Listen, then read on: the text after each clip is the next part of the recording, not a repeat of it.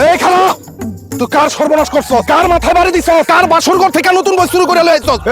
এই গরিবুল্লাহ গরিব হইতে পারে, কিন্তু গরিবুল্লাহ শোন না। আমার পাশে যে সুন্দরী রমণীর একটা ছোট, সে আমার একমাত্র বিয়া করাবো, বুঝছস? কি এরকম একটা অপূর্ব সুন্দরী মাইয়া তোর মতো ফকিন্নি, নুন আনতে ফান্তা পুরা এরকম একটা ফকিন্নি গরিবের পোলারে বিয়ে করবো? এই কথাটা আমি বিশ্বাস করি না। উনি সত্যি কথা বলতেছে, আমি ওনার একমাত্র বিয়ে করা স্ত্রী।